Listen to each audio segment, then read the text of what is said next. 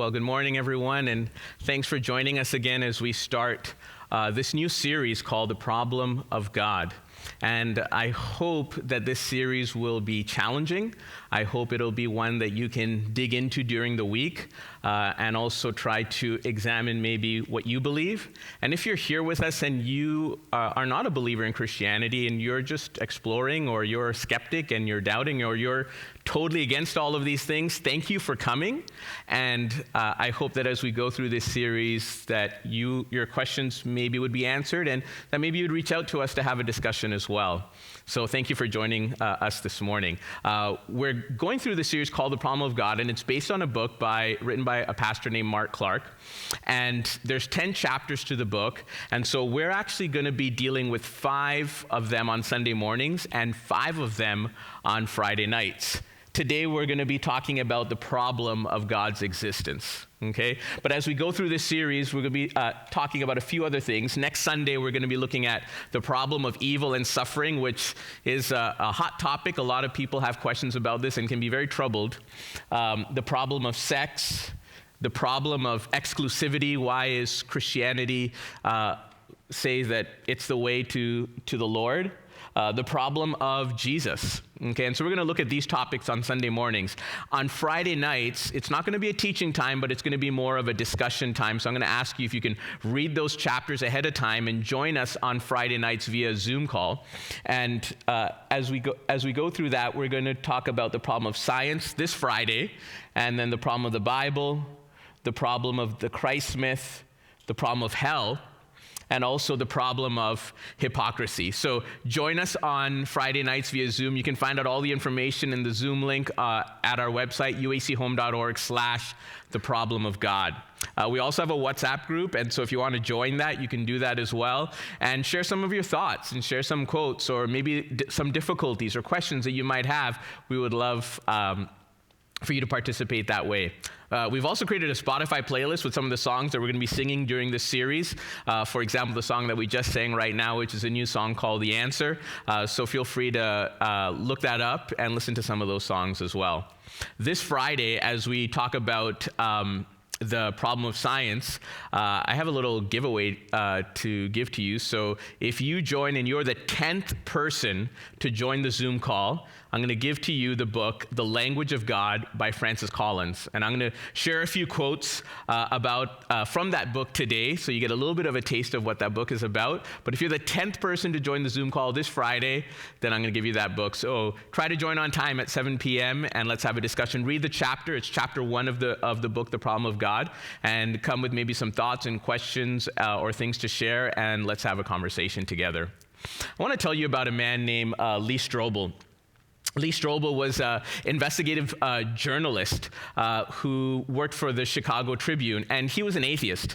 He didn't believe in God. He was actually really against that. But one day, his wife, actually, who was an agnostic, she became a believer in Jesus and became a follower of Christ. This brought so much anger to Lee Strobel, and he felt like he had lost his wife and really lost his relationship with her. So being an investigative journalist, do you know what he did?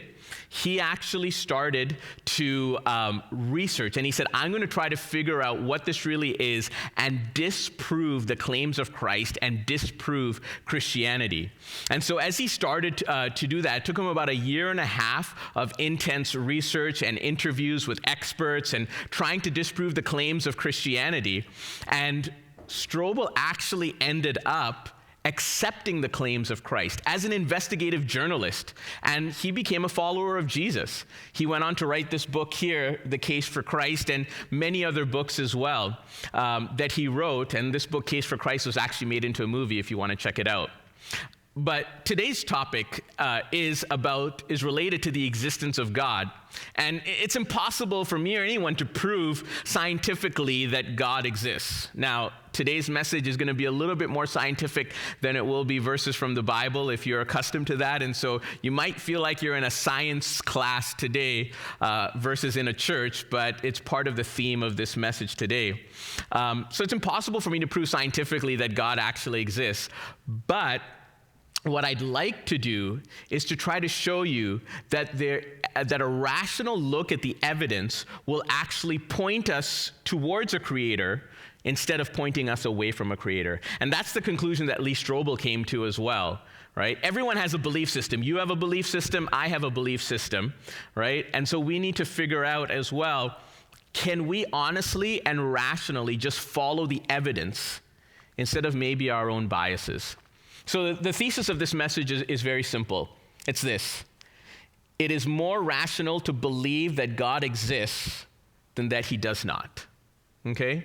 It's more rational to follow the evidence of where the evidence is, to believe that God exists versus that he does not. So let's try to do that this morning. Let's try to follow the evidence. And I'm going to give you a bird's eye view, and I'm going to give you some things that are very general, and I can't cover all the specifics. And so if there's something I say and you're like, oh no, there's a little bit more to that, yes, I understand that. And it's impossible to cover all of that in a short message this morning. And so I encourage you to dig in deeper, even into this book and other books that I'm going to be talking about as well. And let's discuss this a little bit more even on Friday night as well. We can, if you have any questions from this morning, feel free on Friday as well in the Zoom call, and also in your life group to discuss this together in community, and let's try to figure some of these things out and follow the evidence. Now, in book, The Problem of God, we're looking specifically at chapter 2, and in this chapter, Mark Clark gives actually 3 specific reasons for why the evidence points towards that God exists. Now, he's not the first one to talk about these things, and many others have talked about this, and I'd like to also reference a few other books this morning and encourage you to read these books as well. One is Timothy Keller's The Reason for God. Another is On Guard by William Lane Craig. Another is I Don't Have Enough Faith to Be an Atheist by Norman Geisler and Frank Turek. And also The Language of God by Dr. Francis Collins, which again, I'm going to give away on Friday. So some of these books are really important, and I would encourage you to read them. There's a lot of good information there, and I'll reference some of them this morning as well. Another very famous scientist is Dr. Alvin Plantinga. He's a renowned philosopher who helped really revolutionize a lot of this thinking with regards to belief in God, rational thinking, and bringing all of this into the philosophical world. And over 50 plus years, he's worked at this and really has become a leader and a pioneer in bringing some of these conversations into the philosophical world. And he points out and says that there's probably about 24 philosophical arguments for the existence of God. But again, I'm going to go back again to my thesis here and say it's more rational to believe that God exists than that he doesn't. And so let's look at these 3 things. You ready? 3 things specifically, and let's try to look at them this morning. The first one is the evidence of morality. Now, the person that really put a lot of work into this is a man named C.S. Lewis. He was an Oxford scholar, and he's the writer of the Chronicles of Narnia. And you might have heard of the Chronicles of Narnia. Lewis grew up in a religious family, but he later on became an atheist. But he was eventually brought back to theism and then eventually to Christianity after wrestling with some of these issues and even thinking about this idea of the evidence of morality and conversations with some of his friends as well, who were scholars, such as J.R.R. Tolkien. If you recognize the name, he's the author of The Hobbit and the Lord of the Rings series. But probably Lewis's greatest apologetic work is a book called Mere Christianity. It was a series of radio talks that took place during World War II in England. And in there, he presented arguments and discussions about why Christianity is true. And I would encourage you to read the book for yourself as well. And one of the things that Lewis points out near the beginning of this book is the idea of the existence of morality. See, we use phrases all the time in our life. Phrases like, that's not fair. I was first in line. You promised. You deserve that. All of these statements are statements of morality, of right and wrong, that reflect a sense within us and also that the other person has an understanding of right and wrong. Lewis says that it's not just about the displeasing behavior of the other person, but it's about appealing to a law that is higher than that person.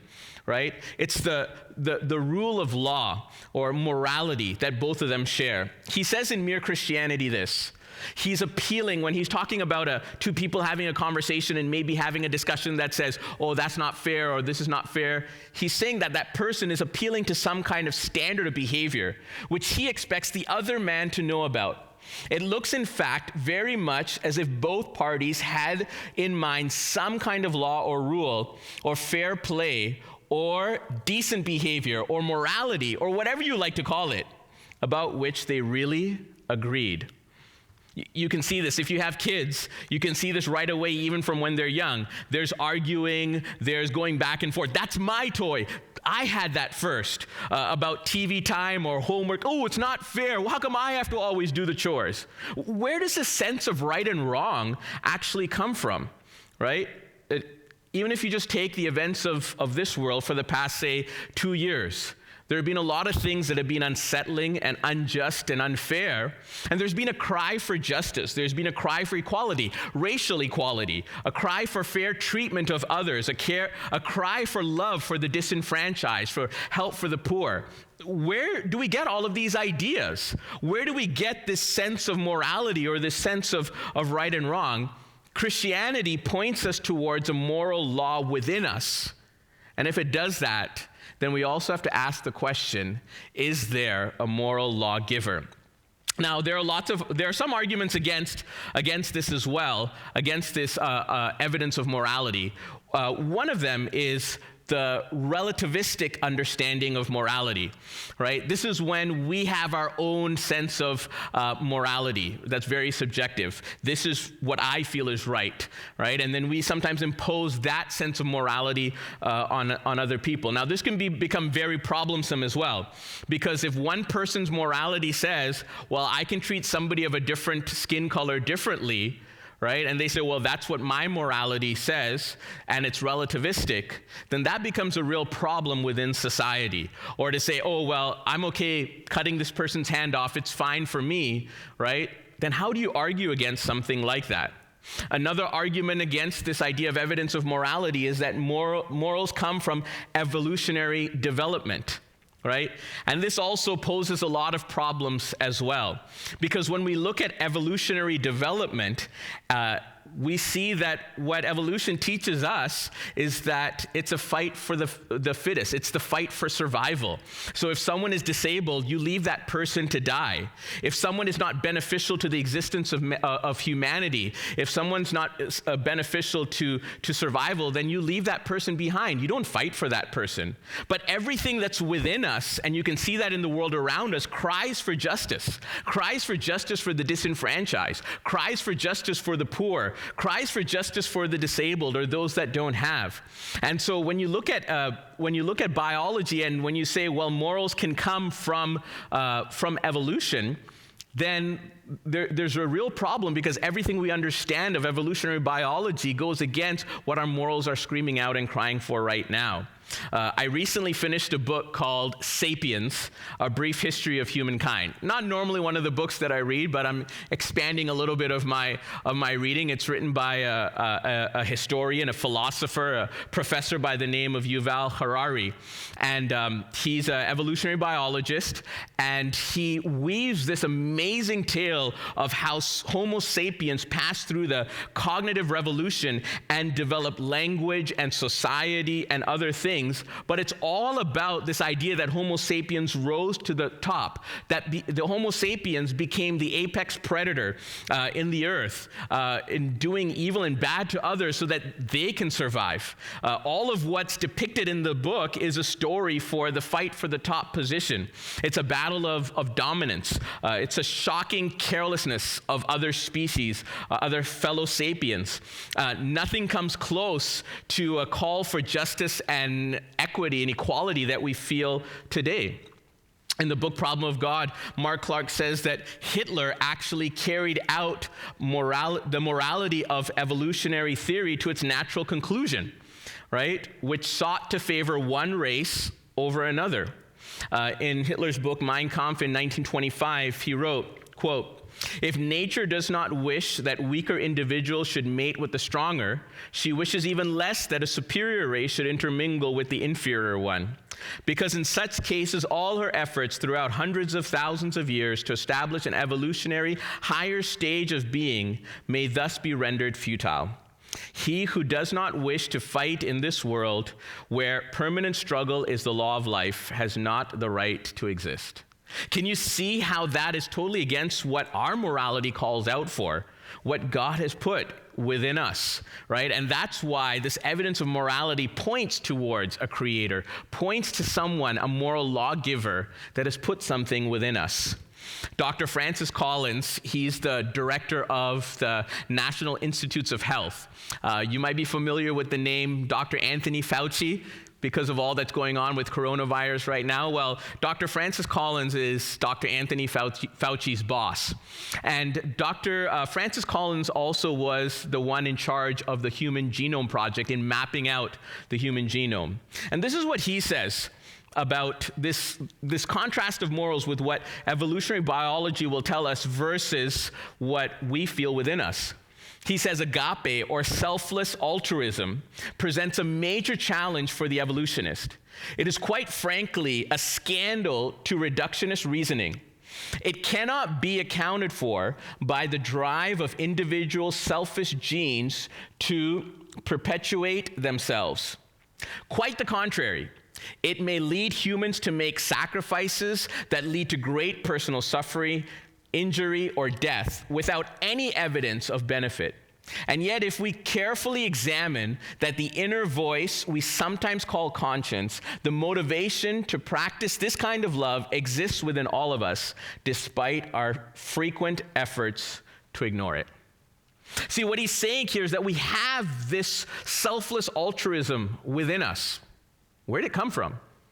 Well, we can't trace it back to evolutionary biology because evolutionary biology tells us the complete opposite of this, right? Selfless altruism can't be a development of evolution because it contradicts it in every way, right? Nevertheless, some people claim that our good and moral feelings come from evolutionary development. It actually would have been kicked out a long time ago. In The Problem of God on page 49, he says, any notion of absolute good is what Dawkins calls a, quote, misfiring, a precious mistake. The problem with this explanation for good, as many have pointed out, is if we inherit our morality from genes wherein survival is the utmost consideration, many of our modern moral constructs are unexplainable and even counterproductive.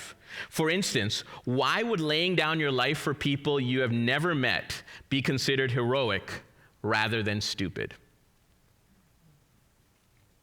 Think about that for a moment.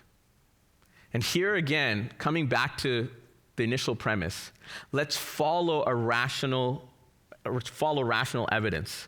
Let's look at the evidence before us and see what is really possible here.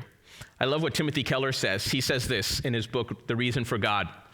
For evolutionary purposes, however, the opposite response, hostility to all people outside one's group, should be just as widely considered moral and right behavior. So he's saying hostility to people outside your family, outside your society, should be considered normal, because that's what evolution teaches us throughout the thousands and millions of years, right? Yet today, we believe that sacrificing time, money, emotion, and even life, especially for someone not our kind or tribe, is right. Where do we get that from? If we see a total stranger fall in the river, we jump in after him or feel guilty for not doing so. In fact, most people will feel the obligation to do so, even if the person in the water is an enemy. How could that trait have come down by a process of natural selection? Such people would have been less likely to survive and pass on their genes, right? Then he says this, on the basis of strict evolutionary naturalism, the belief that everything about us is here because of a process of natural selection, that kind of altruism should have died out of the human race long ago. Instead, it is stronger than ever. What causes us to say, hey, I'm going to help out Toronto Alliance Church at the end of this month? You might not know anybody there, but some people are willing to make sandwiches for them.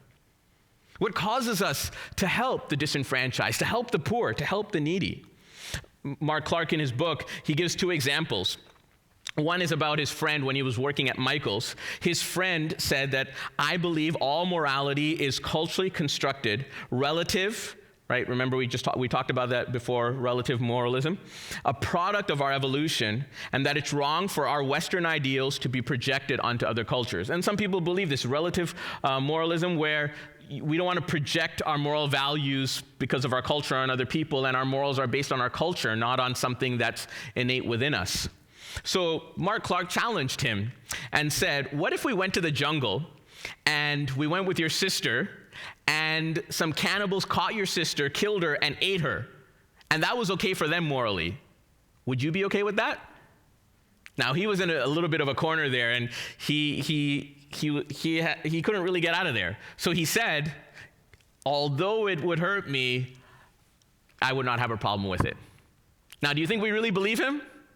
Probably not. If he was in that situation, he probably wouldn't say, yeah, go ahead and eat my sister, it's fine, right? Those things don't happen, right? And that's the problem of relativistic morality, right? What's good for one is not good for the other, or it offends or hurts the other person. The second example that Clark gives in his book is about the sexual revolution in the 1960s and in the 1970s. There was a time in that time period where they said they didn't want to be constrained by sexual morals. They didn't want people telling them what they could do sexually or not do sexually, and they wanted to let go all the barriers and let all of that go free and say, you can't impose your morality on me. Yet at the same time, they were protesting the Vietnam War and saying that it was unjust, saying that you can't go to fight against those people. What told them that it was unjust against people on the other side of the world that they didn't even know? That relativistic moralism, this is the flaw when we remove objective moral values, where you can say, don't impose your sexuality, sexual morals on me, but going to war, no, that's completely wrong. See, you can't have that, right? Where do they get off protesting against the Vietnam War? Where do they feel that sense of injustice towards minority groups or towards the disenfranchised or towards the poor?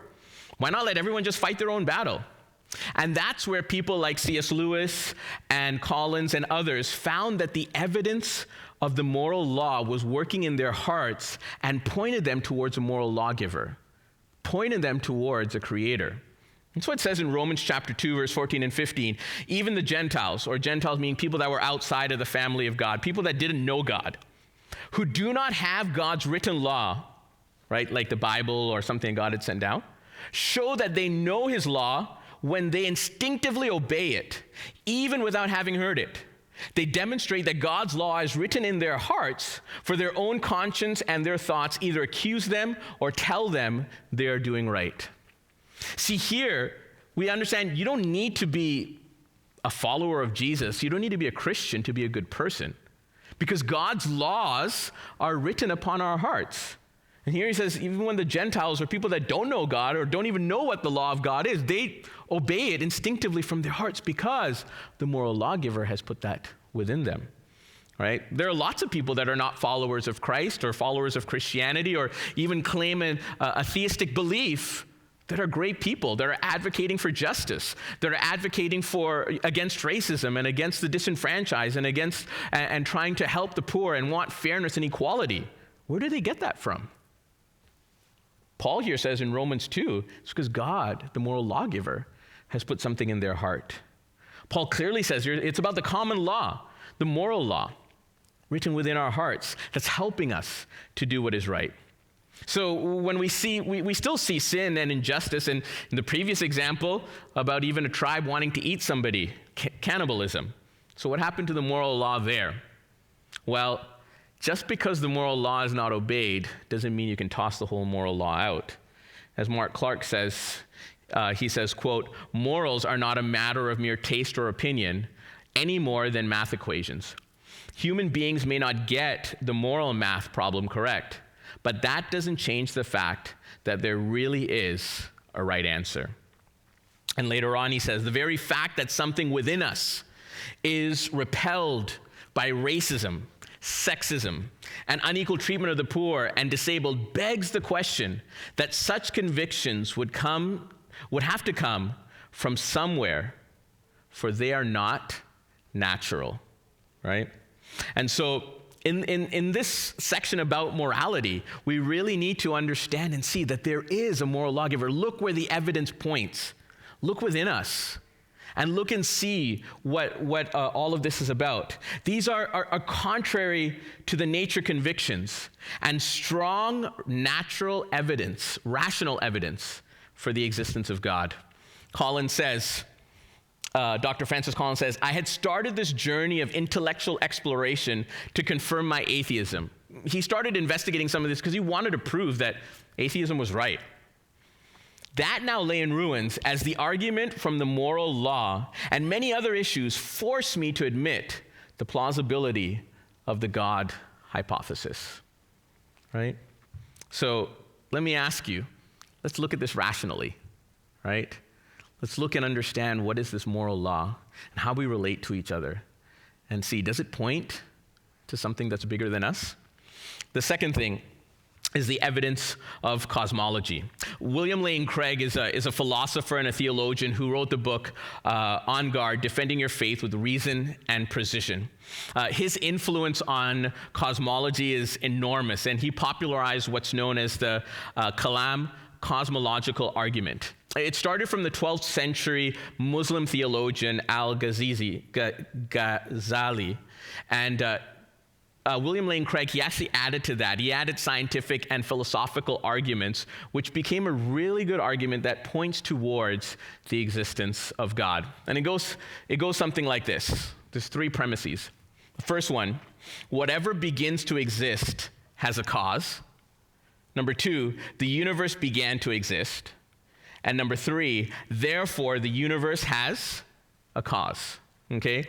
The first premise is something that we see every day, right? When you see a cup of coffee on your table, you don't think that it just appeared out of nowhere. You realize that there was a cause for that, right? If you see a building, a pen, or even a human being, you know that they just didn't come out of nowhere. There was a cause to that. There was a beginning.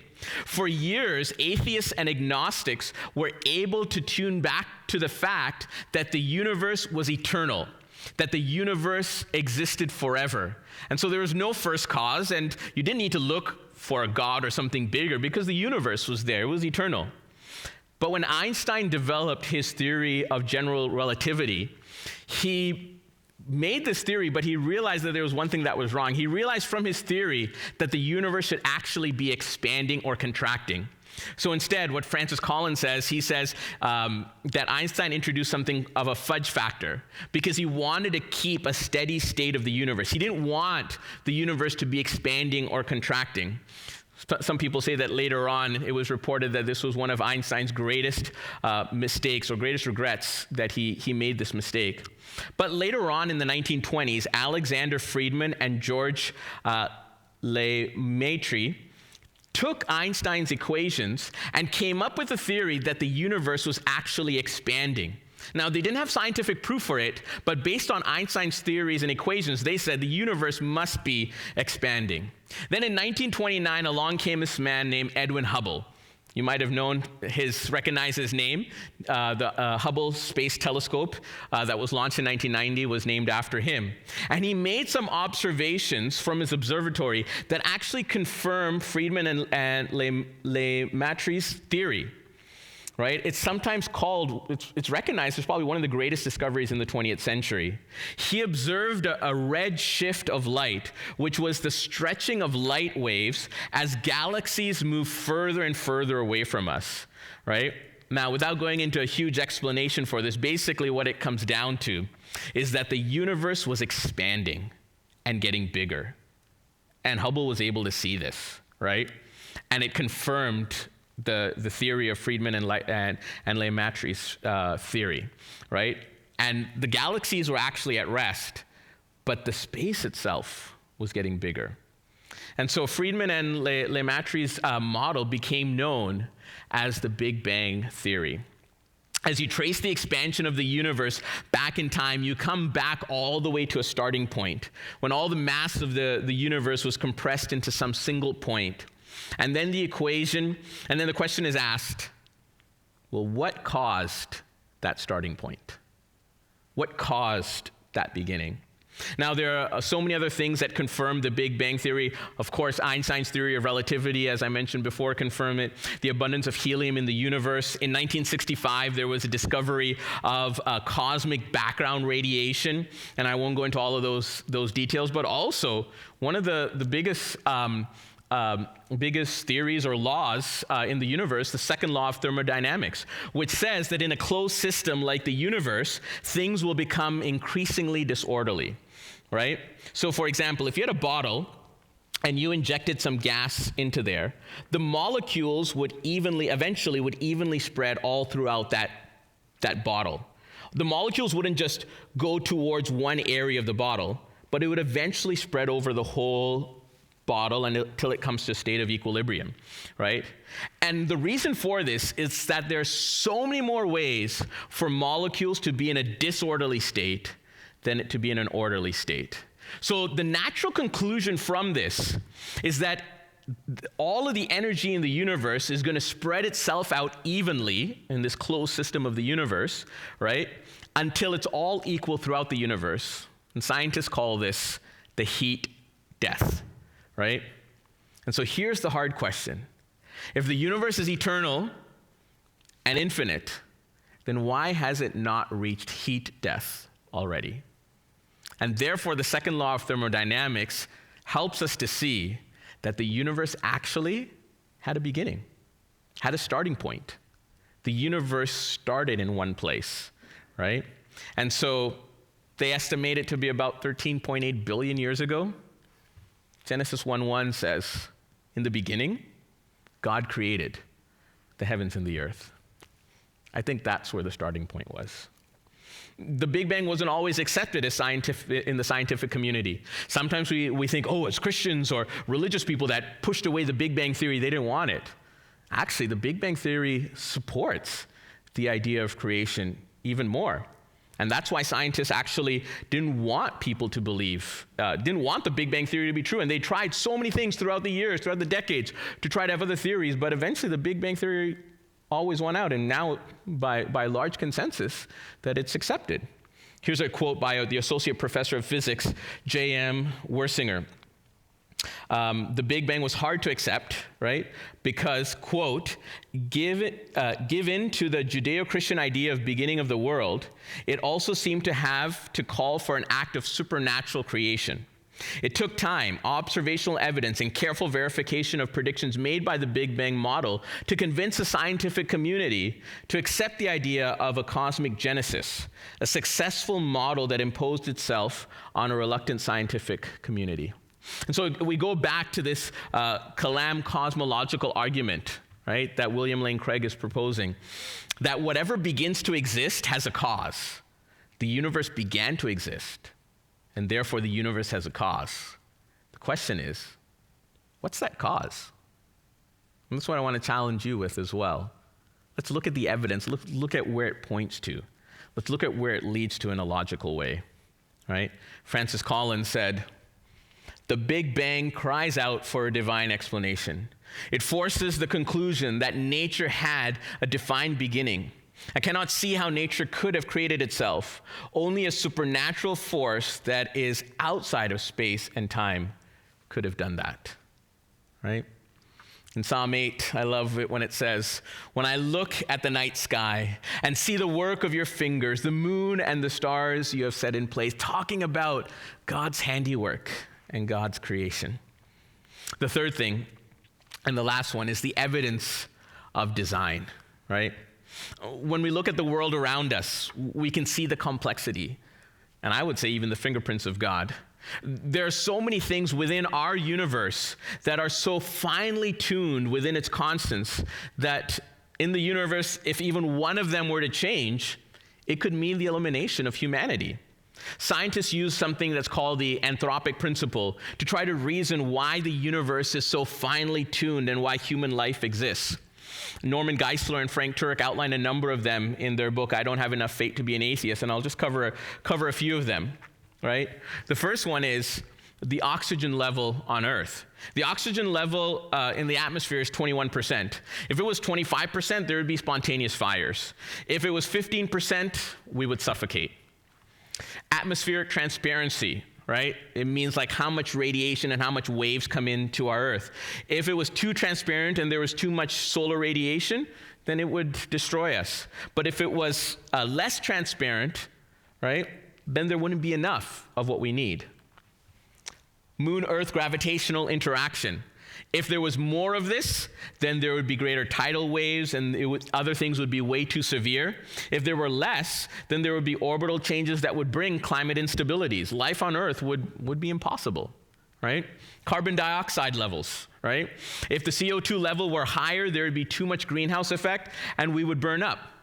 If the levels were lower, then plants would not be efficient in photosynthesis, right? Gravity. If it was different than what gravity is right now, it poses a real problem to life on Earth, right? And there's so many other factors that we can talk about. Centrifugal forces of planetary movements, the expansion rate of the universe, the speed of light, water vapor levels in the atmosphere, Jupiter's orbit, the thickness of the Earth's crust, the rotation of the Earth, the axis tilt of the Earth, the atmospheric discharge rate, the seismic activity, and so much more. All of these various things and various constants, even if one of them were to change, life on Earth would not be possible, right? They say in their book, the extent of the universe's fine-tuning makes the anthropic principle perhaps the most powerful argument for the existence of God. Astrophysicist Hugh Ross has calculated the possibility that these and other constants, if they were to exist in another planet by chance, right, in our universe. So assuming that there are 10 to the power of 22 planets, that's a lot of planets in the universe, right? He says the possibility of life occurring is 1 in 10 to the 138th power. That's a huge number. To put that in a little perspective, there's only 10 to the power of 70 atoms in the whole universe. So the probability of life occurring on Earth is so minuscule, is so small. Arno Penzas, he was one of the ones that discovered, he was the co-discoverer of the radiation afterglow that helped, as I mentioned before, to prove the Big Bang Theory. He said this, he won the Nobel Prize as well. He said this, astronomy leads us to a unique event, a universe which was created out of nothing and delicately balanced to provide exactly the conditions required to support life. In the absence of an absurdly improbable accident, the observations of the modern science seem to suggest an underlying, one might say, supernatural plan, right? Now, there are ways to get around this fine-tuning of the universe. One theory is what's called the multiverse theory. The multiverse theory says that we live in a universe, but there are an infinite number of other universes. Now, I'm just trying to reduce the whole thing down instead of going to all the complexity. So we live in a universe that's finely tuned exactly for us, but there's an infinite number of other universes that maybe those constants are different numbers, and so there's no life that exists on there. But we happen to live in the universe that everything is so finely tuned. The problem with this theory, there's no evidence for it. There's no observable evidence that there are other universes out there. All we know is our universe, right? A rational look at the evidence causes us to look and see, hey, there has to be a cause for this beginning. And how could all of these things so finely tuned exist just out of random chance? Again, we have to choose what we want to believe. Do we have faith to believe that random chance can occur 1 in 10 to the 138th power? Or is there more evidence to point towards the existence of a creator? There are other illustrations that are used to present this. For example, you walk into the room and you see 100 dice and they're all with the number 6 on it. Would you think that just all happened by chance? Right? Or if you were dealt a poker hand and you had a straight flush 100 times in a row or more, wouldn't you think, hey, there's something fishy about that? There's no way I could get that 100 times in a row? Well, that's what we're talking about when we talk about some of these probabilities. Stephen Hawking, in his book, A Brief History of Time, said this: if the rate of expansion of the universe 1 second after the Big Bang had been smaller by even 1 part in 100,000 million millions, the universe would have recollapsed before it ever reached its present size. That's a very small probability for everything to work out exactly so that life could exist. Let's examine the evidence. Let's see where it points to. As I mentioned before, Dr. Francis Collins is the director of the National Institutes of Health, and he's been the director for more than 10 years now. He's Dr. Anthony Fauci's boss, and he led the Human Genome Project, mapping out the entire human genome and understanding and learning its principles. And DNA is something that's so amazing. I don't have time this morning to get into the details of DNA, but you can read a little bit more in Francis Collins' book, The Language of God, which I'm going to give away this Friday on the Zoom call. DNA is such a fascinating topic. It reveals how intelligent information is used to code the very basic building blocks of life. Even if we write one sentence, there's intelligence behind that, then what about the millions of lines of code within us that speak of how we are created? Even the atheist Richard Dawkins, he said that in one amoeba, there's enough DNA to fill 1,000 complete sets of the Encyclopedia Britannica. I have a book here. If you looked at this book and you opened the pages and you said, look at all of these words, would you ever come to the conclusion to say, this happened by chance? This whole book? There's no real reason behind it. There's no conscious, intentional effort behind this, but all of these words came there by chance? No, you'd look at this and you'd say, hey, somebody had to put this there in this order, in this way, to prove this point, to explain this purpose. Well, that's what our DNA is doing. It's telling things, our molecules within us, how to form, how to make this and how to make that, and how the human person can exist, right? And that's why we read in Psalm 139, 13 and 14, you made all the delicate inner parts of my body, the psalmist says, speaking to God, and knit me together in my mother's womb. Thank you for making me so wonderfully complex. Your workmanship is marvelous. How well I know it. Friends, can we just follow the evidence? Can we just follow where it leads and where it points to, right? My appeal is to a reasoned, rational weighing of the evidence. Dr. Francis Collins, who I've quoted a number of times this morning, he won this year the Templeton Award. And I want to play a portion of his speech. You can watch the whole thing online later if you'd like, but just a portion of his acceptance speech where he talks about his journey from atheism to belief in God. Just watch this video. Beginning with the reason that I'm here tonight, let me say something about the perceived disharmony between science and faith. Nearly 6 in 10 adults in the U.S. say science and religion frequently conflict. Well, that was certainly my view as I was growing up in Virginia without much of a spiritual perspective, but falling in love with the scientific method. Faith seemed to me to be the antithesis of the rational scientific approach that I wanted to pursue. And so I migrated, without much thought about it, into agnosticism and ultimately atheism. But then I moved from quantum mechanics to medical school, and the questions of the meaning of life and the reality of mortality were impossible to ignore. Science didn't help me much here. I was surrounded by patients and some of my professors for whom faith provided a way to wrestle with those profound questions. That was puzzling. Challenged by one of my patients to describe what I believed about God, I realized my atheism was dangerously thin. Seeking to prop this up, I began a journey to try to understand why intellectually sophisticated people could actually believe in God. And to my dismay, I found that atheism turned out to be the least rational of all the choices. To quote Chesterton, atheism is the most daring of all dogmas, for it is the assertion of a universal negative. Scientists aren't supposed to do that. Over a 2-year period, with much help from wise mentors and the writings of C.S. Lewis, I slowly and rather reluctantly came to the conclusion that belief in God, while not possible to prove, was the most rational choice available. Furthermore, I saw in the very science that I so loved something that I had missed, the evidence that seemed to cry out for a creator. There is something instead of nothing. The universe had a beginning. It follows elegant mathematical laws. And those laws include a half-dozen constants that have to have the exact value they do, or there would be no possibility of anything interesting or complex in nature.